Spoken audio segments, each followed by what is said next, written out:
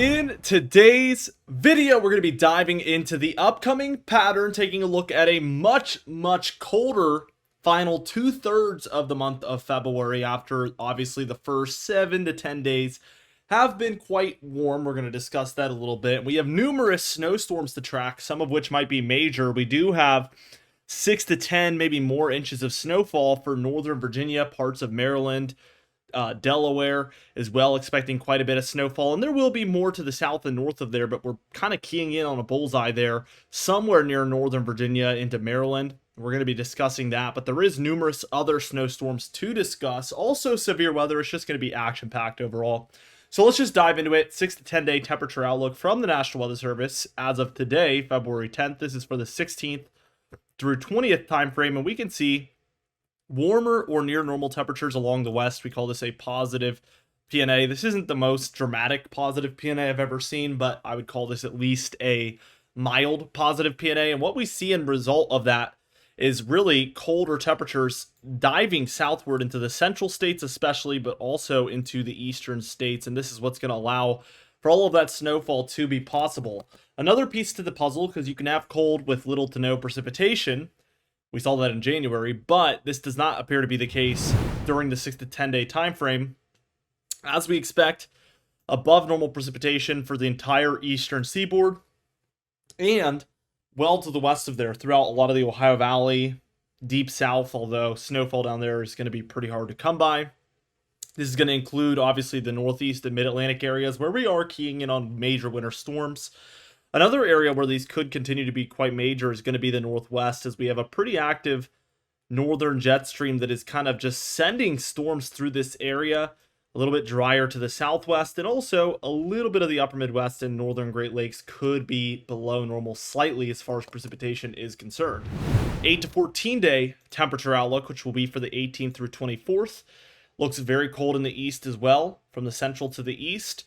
And this looks like a little bit more of a dramatic positive PNA. So if we did see these warm temperatures verify out west, wouldn't surprise me to see even deeper Arctic air during this 18th through 20th or 24th time frame, better yet, there for the eastern states. And above average precipitation for a lot of these areas will likely be the case also through the 18th through 24th.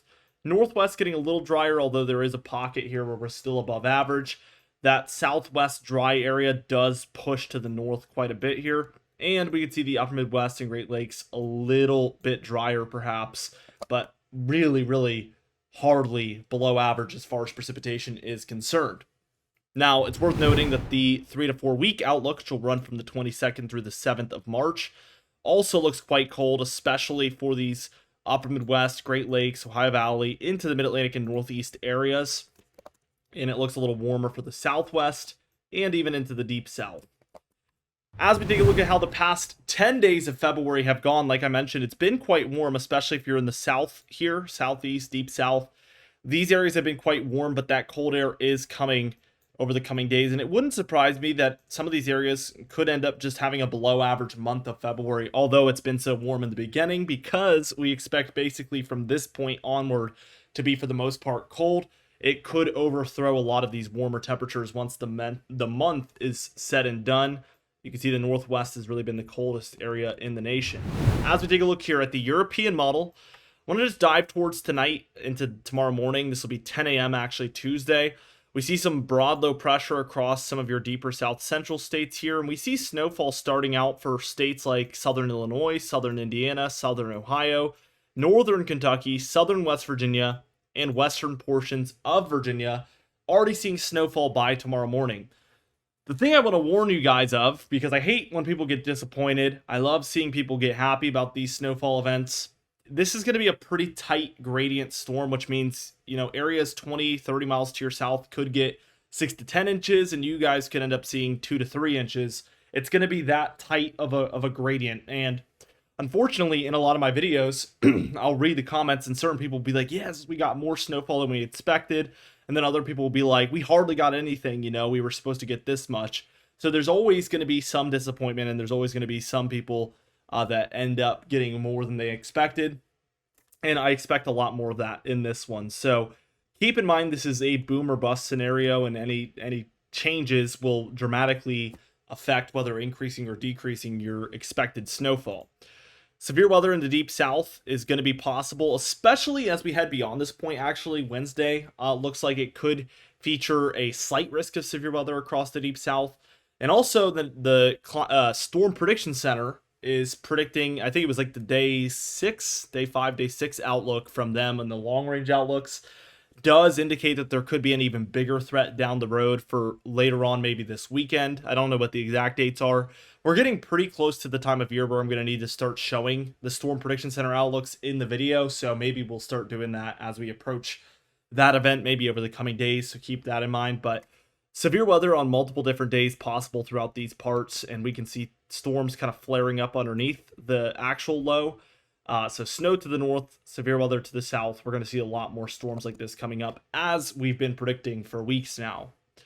As we just move it forward a couple of hours, what we see is some heavier snowfall setting up for northern Kentucky, southern Ohio, a lot of the state of West Virginia, and the northern 2/3 of the state of Virginia there. Again, severe weather still pretty much flourishing and really getting going across the deeper south by this point. As we move forward a couple of hours, we see heavier snowfall developing there. Again, it's a very tight and small area here where we're seeing the heaviest of the snow totals, and I think it's going to set up somewhere in there. DC, maybe a little bit to the west and south of there as well, into southern Delaware. It's going to be a pretty close call. If we see any northern trends, this might push up well into southern Pennsylvania or more northern Maryland, but for now, this seems to be the bullseye. But again, any small shifts could really change that, so I just want to really preface that. As we move overnight, we do see that more like southeastern Pennsylvania, Philadelphia. You guys are celebrating right now as the Eagles just had a phenomenal Super Bowl. That was an awesome game to watch. A little boring because it was already over very early on, but still exciting for a lot of the parts. I really enjoyed it. And you guys could be getting snowfall here come 4 a.m. Wednesday morning. A lot of the central and southern regions of New Jersey also seeing quite a bit of heavy snowfall there, and still Delaware. As we move towards Wednesday afternoon, that'll all kind of move out. We already have our next storm system moving in. So again, severe weather in these areas is going to be very possible and actually being indicated by the Storm Prediction Center. We have heavier snowfall now further west for areas like the Plains, the Midwest, Great Lakes here. That seems to be the primary area with this low. We get a warm front out here to the east, and that's pushing the warmer air up the east coast. So some wintry weather happening in Pennsylvania and New Jersey. It's likely going to warm after that point, though. As you can see, some ice happening by the time we're reaching about 1 a.m. on Thursday. Heavy snowfall for areas like Chicago and the rest of northern Illinois, eastern Iowa, southern Wisconsin, and then areas of the lower peninsula of Michigan seeing very heavy snowfall as this low is sitting right over Ohio. And again, some ice in here. This is mostly going to be higher elevation ice. Lower elevation areas will be much warmer, and that's why we're seeing green kind of surrounding the Appalachian Mountains there. A line of thunderstorms and severe weather will be present throughout here come Thursday. And we see by the time we're reaching the afternoon, that low moves up into Canada, 992 right there. See a lot of heavy snowfall throughout very far northern New England, as in basically just northern Maine, and then areas of eastern Canada. Thunderstorms now reaching the southeast coast, and colder air is going to be moving in behind this, as you can see. So we see a trough kind of try to move in for a colder Friday. Most of the storminess by the time we reach Friday the 14th will be out west. We see a lot of rainfall in the lower elevations, snowfall in the higher elevations. Just a full-blown stormy pattern out there, and we get much quieter in the east. Cooler, but quieter for Friday. Saturday here, we see things transfer to the east. So this storminess really moves in a hurry down here to some portions, I would say, of the Tennessee Valley, deeper south, Midwest, kind of where all those regions meet. We have a low right here. Snowfall to the north again, maybe the Midwest, Plains, and Great Lakes getting the brunt of this one. Likely this is when we're seeing the stronger threat for severe weather that the Storm Prediction Center is indicating. Again, I forget the exact day. I wish I would have kind of pulled it up, but we'll include that here in the upcoming videos, because I think we're about to get going with more intense severe weather very soon. March kind of spells the first major severe weather month oftentimes, and then as we know, April, May, we're going to be full-blown severe weather, so very soon we're going to need to start showing that regardless. As we move overnight, we do see that portions of the Northeast do get snowfall to the north of that warm front, mostly northern New York, areas of Vermont, New Hampshire, and Maine. Very, very close call for areas like Massachusetts and Northeast Pennsylvania, Southern New York. If we see any trends that switch with this one, we could get more snowfall down there, but this one seems to be a west and north exclusive, as we have this 995 located somewhere near southeastern Ohio. Again, very, very intense cold front here. Likely a lot of thunderstorm activity and severe weather in there happening. Some showers out ahead of it, but we do get some clearing out here, which is crucial for severe weather. If there's some sun peeking through in these areas, that could spell bad things here. This is 1 a.m., of course, so it is going to be quite cold.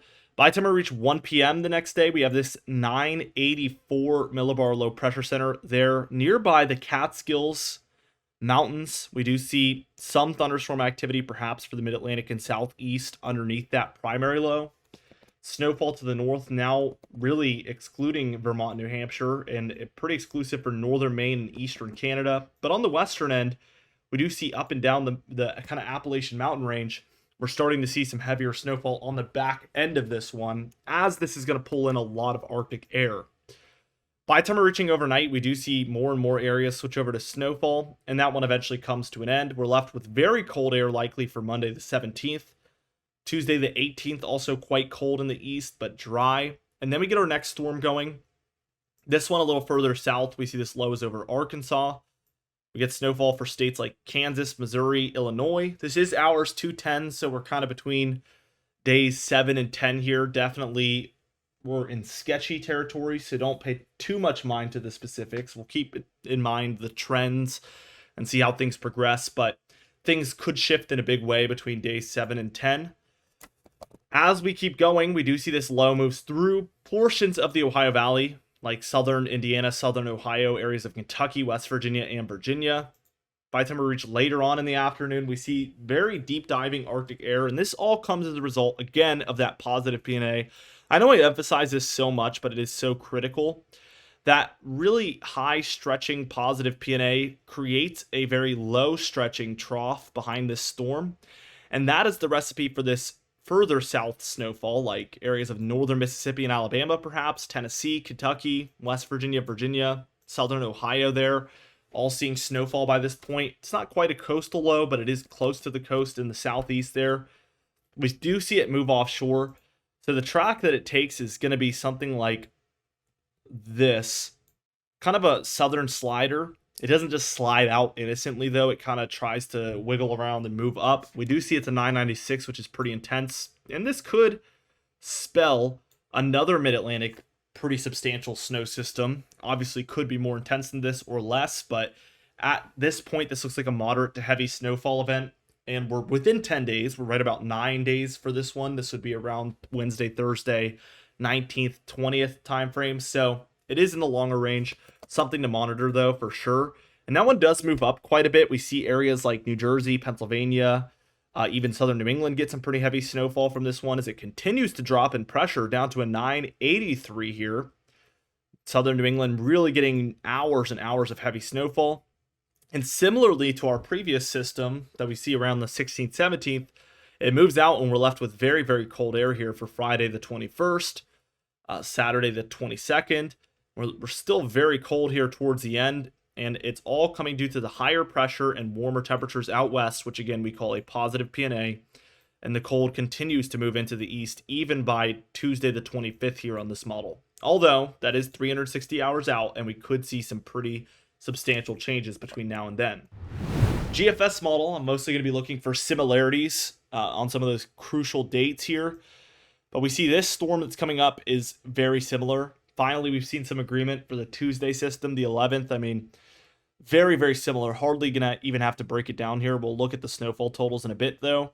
Again, Midwest, Plains, Great Lakes get a good system here. The Mid-Atlantic and Northeast do get more wintry weather, I would say, in this instance than the European model.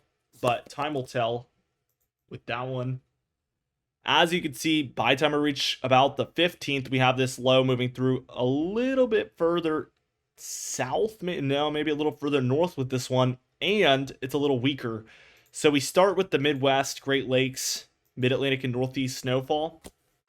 Again, severe weather to the south here.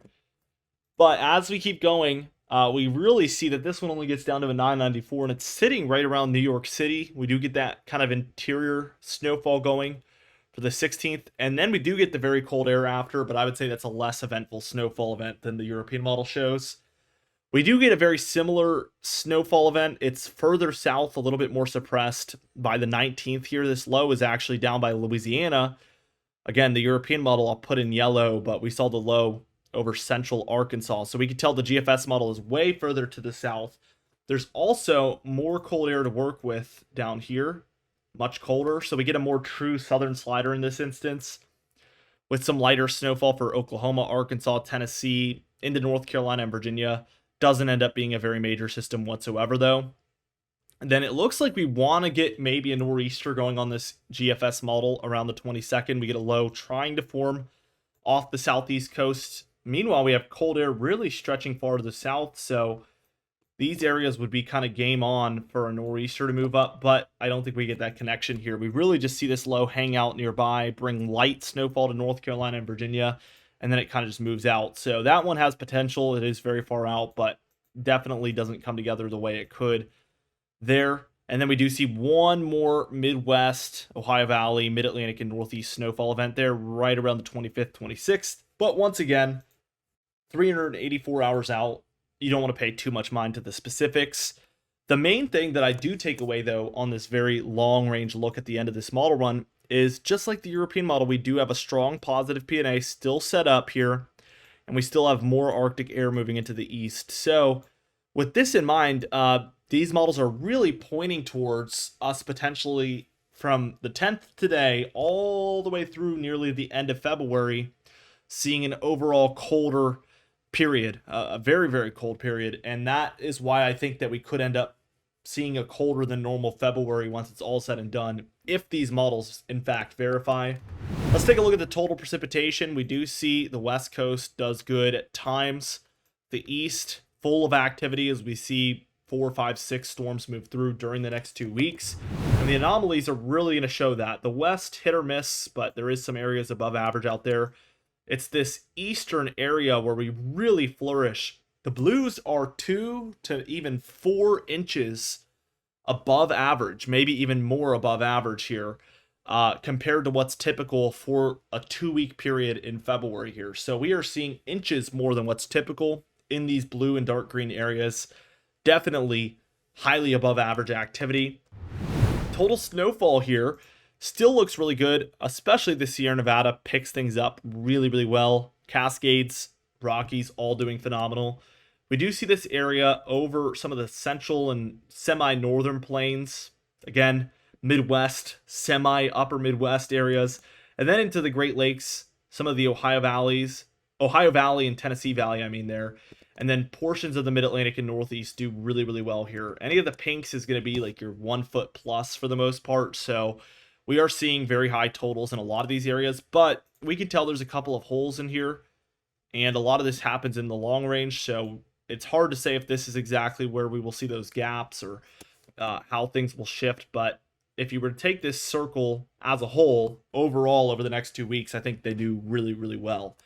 GFS model, same exact thing. We do get more upper Midwest and Great Lakes snowfall, I would say, but the Mid-Atlantic and Northeast here, again, it's a little bit hit or miss, but there is some really, really good snowfall in there for certain spots. Again, right here is that bullseye for, I'll zoom us in actually for this portion just so we can see a little bit better, but this is actually the 18Z run. So we just got to hours 84 on the 18Z run, which is coming out as I'm speaking. We do see that heaviest pocket is somewhere between West Virginia into central Virginia, and then through like southern Maryland into areas of Delaware. And really, I think the European model is a little further north than this, so maybe more like this with the bullseye. But somewhere in here is going to be that bullseye, and you can tell it's a really thin band of that bright pink. So it could trend north, could trend south, could stay put. That's where you're really going to cash in, and it's really, really hard to predict specifically where that's going to hit, even though it's happening in just 24, 36 hours. Temperatures. Again, Cooling is the trend here. We see the southeast ridge at times, like Thursday is a great example, does try to stretch up the east coast. But as we move towards Friday, we see we cool right back down. We warm back up for Sunday the 16th, just to cool down even more. For late or early next week, a week from today, Monday the 17th, we're very, very cold here in the east. And we have a significant positive P&A set up right here out west. So that is all worth noting. We continue the very cold look all the way into Thursday of that week, the 20th, Friday the 21st, and we're kind of, slowly but surely getting less and less cold, but there's still a cold pocket here by the 25th. Overall warmer out west. By the time we're reaching February 25th, I'm going to be cheering for warm temperatures, so you don't have to worry about me having a bias. If anything, I would want it to be warmer than normal. I'm starting my garden. I'm more excited for thunderstorms at this point than snowfall. I am cheering for things to warm up, but the weather is not really cooperating on that front. It wants to be cold all the way through the model run. And the GFS model is going to concur here. I mean, we see again, warm days like Thursday and Sunday of this week, but we're overall cooling as we head towards next week, and it really wants to just hold on to that all the way through the 25th and 26th here. And with this warm west, you can almost bet on it that more cold air would move in if that is the case. Just like this, we might get, again, a brief 1 or 2 day warm up, but it's going to be followed by massive, massive cold air if we get this look right here. With all that being said, we upload every single day, so be sure to subscribe. You can even hit the bell icon for daily notifications when we upload so you never miss one. Be sure to like the video if you did enjoy it, leave a comment down below, and I'll see you guys in the next video.